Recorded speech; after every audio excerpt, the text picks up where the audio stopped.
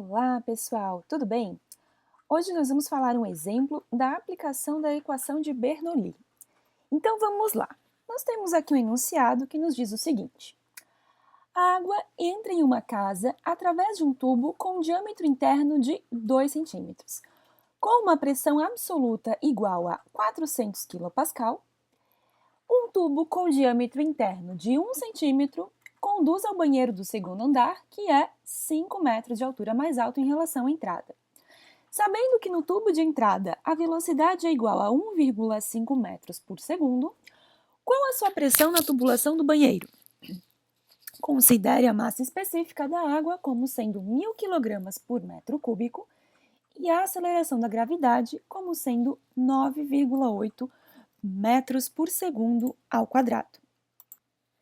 Então, a primeira coisa que nós devemos fazer quando lemos o enunciado é desenhar aquilo que o enunciado está nos falando. Então, eu já adiantei aqui para nós um desenho, um desenho esquemático, obviamente, de uma tubulação, aqui no ponto 1, que tem um diâmetro inicial de 2 centímetros, tem uma pressão inicial de 400 kPa e tem uma velocidade inicial de 1,5 metros por segundo. Velocidade inicial, vamos fazer assim, né? Velocidade, para não confundir com volume, né? Velocidade inicial de 1,5 metros por segundo. Então, no ponto 2, o que nós conhecemos? Então, esse diâmetro ele é reduzido, eu não sei a distância onde ele é reduzido, não sei qual é o caminho, mas eu sei que em algum momento esse diâmetro ele é reduzido de 2 centímetros para 1 centímetro e há uma elevação aqui de 5 metros até chegar no ponto 2. Lá no ponto 2, eu sei apenas que o diâmetro, então, vai ser, diâmetro 2 será de 1 centímetro. Eu quero descobrir quanto vale a minha pressão 2 e eu não sei mais nenhuma outra informação, ok? Bom, qual a equação que a gente utiliza aqui, né? Esse é um exemplo clássico da aplicação de Bernoulli, né? Da equação de Bernoulli. Quem é essa tal de equação de Bernoulli? Vamos escrever aqui embaixo para nós lembrarmos. Então, vamos lá. Equação de Bernoulli. Essa equação, gente, ela é aplicada para uma situação idealizada. Observem que nós não falamos nada sobre comprimento de tubulação aqui, né, que essa água percorre, o comprimento horizontal, e nem nada sobre atrito. Nós estamos pensando apenas na conservação da energia. É um primeiro passo para depois a gente pensar lá no dimensionamento de bombas. Mas, por enquanto, a gente está pensando aqui na entender o processo, como a energia se transforma de uma forma em outra. Então, a equação de Bernoulli, ela nos fala o seguinte, olha, a pressão estática mais aquela parcela de energia potencial, né, então ρGH, mais a parcela de energia cinética, ou que a gente vai chamar aqui de pressão dinâmica, ρ velocidade ao quadrado sobre 2, tudo isso é uma constante. Ou seja, tudo que eu tenho, essas três parcelas lá no ponto 1, né? As parcelas podem mudar, mas o somatório delas vai ser igual lá no ponto 2. Então, eu posso reescrever essa equação da seguinte forma, olha, a pressão em 1 mais a massa específica, a gravidade, vezes a cota, né, a altura em 1, mais a massa específica vezes a velocidade ao quadrado do ponto 1, tudo isso, esse somatório, a soma dessas três parcelas, será igual à soma das três parcelas dessas grandezas lá no ponto 2, ou seja, pressão estática mais a parcela potencial, ρGH, agora 2, né, a cota em 2, mais a massa específica, velocidade ao quadrado em 2, que é a pressão dinâmica lá em 2, ok? Então, vamos verificar o que nós temos já de informação. Uma coisa importante é a gente colocar o seguinte, olha, sempre que a gente fala em cota, né, a gente falou, ó, a diferença é de 5 metros, então a nossa referência aqui, vamos colocar aqui, ó, a nossa referência é 0 metros aqui, tá? Aqui, 0 metros e lá em cima, 5 metros. Isso significa que a nossa cota em 1, né, o nosso H1 é igual a 0, ok? Porque a gente poderia pôr uma referência aqui 2 metros e lá em cima 7 metros, mas daí eu estaria sempre trabalhando com uma diferença de altura, né? Então é mais fácil a gente colocar a referência aqui vale 0 e lá em cima vale 5, né? Tem uma diferença entre os dois pontos de 5. Então vamos ver os valores que nós temos. Olha só, massa específica e gravidade foi fornecida no enunciado. Né? Como a gente trabalha considerando que esse escoamento aqui é incompressível, a massa específica ela vai ser igual nos dois pontos. Então, olha só, vamos ver os valores que eu já tenho. Eu já tenho a pressão em 1, eu tenho a massa específica, tenho a gravidade, a altura em 1 a gente acabou de definir, né? A cota em 1 a gente colocou a referência ali, então ali considera 0 metros.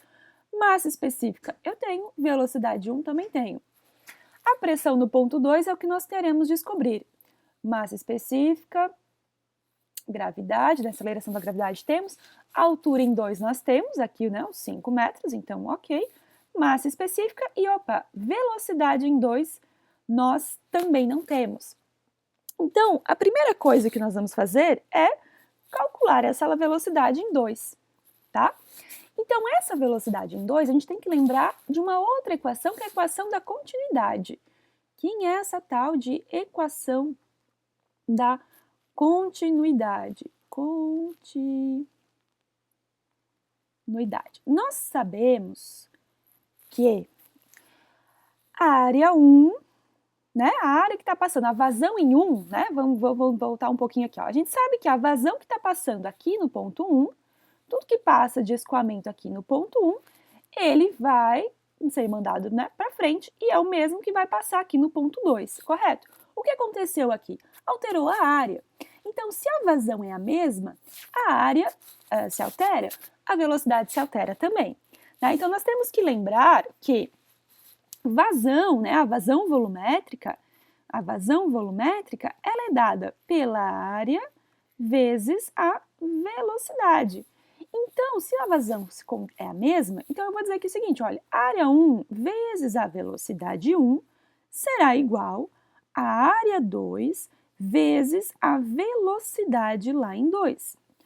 E quem eu quero, né? A gente não tem a área, a gente vai ter que calcular a área 1, área 2, mas nós temos os diâmetros. Velocidade 1 nós temos, então vamos encontrar quem é a velocidade 2. Então, a nossa velocidade 2, ela vai sair desta equação aqui. Tá? Então, olha só, a nossa velocidade 2 será quem?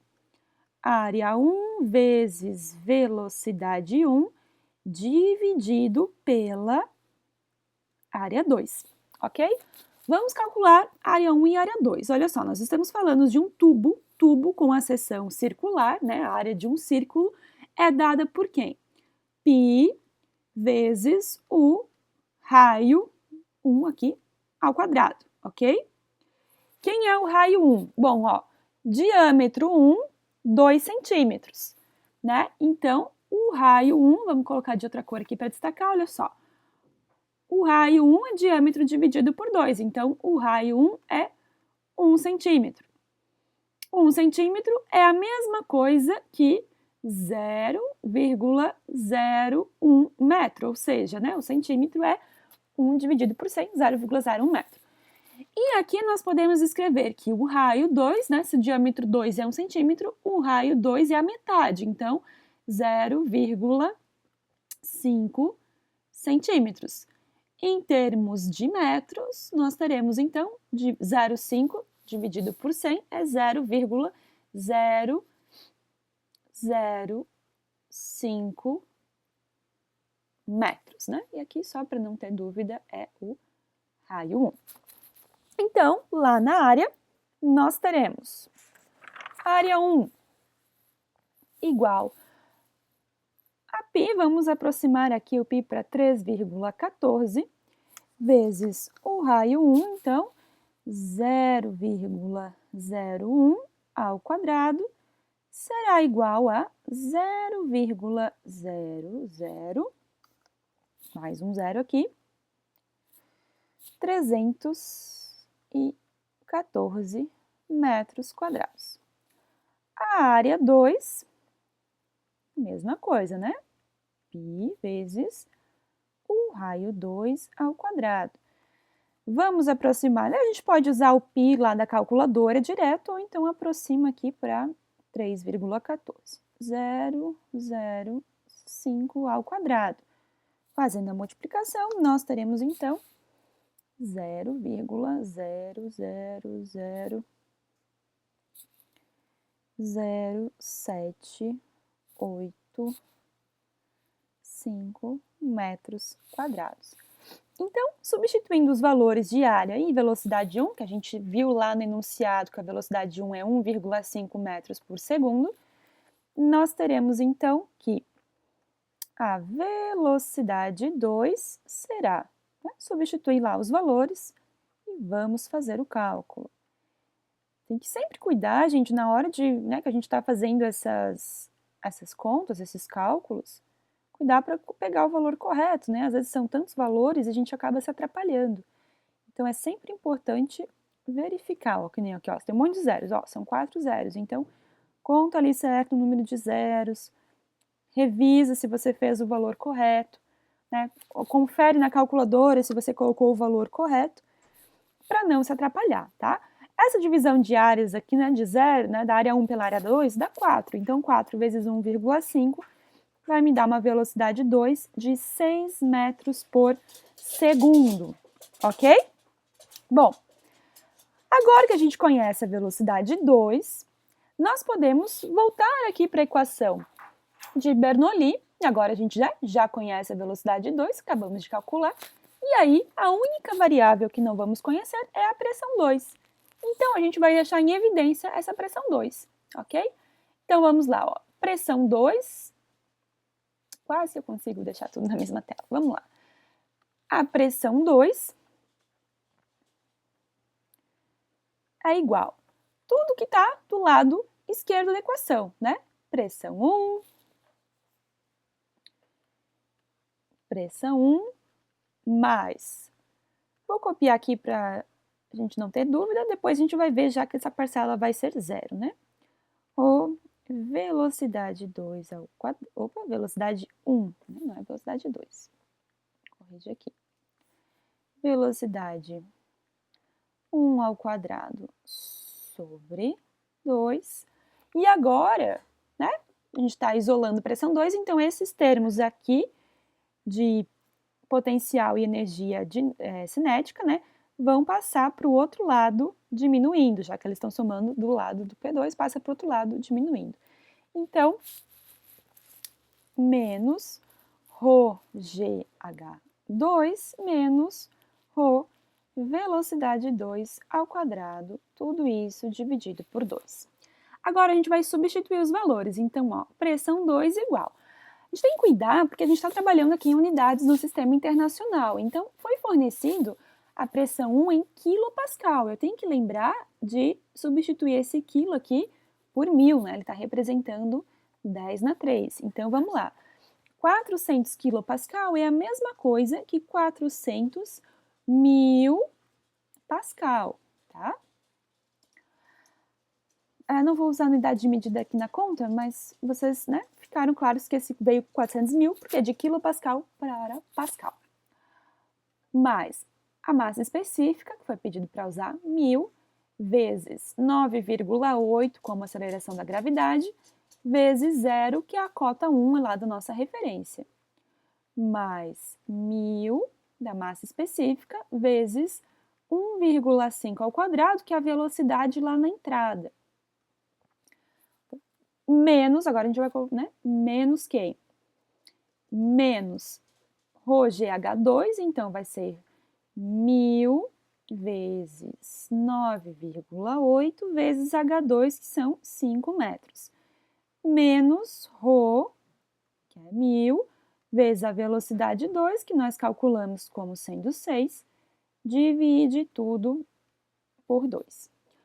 Então, vamos ver quanto que cada parcela vai influenciar aqui na pressão 2. Olha só, temos a pressão lá de entrada, né, a pressão da rede lá, 400.000 pascal.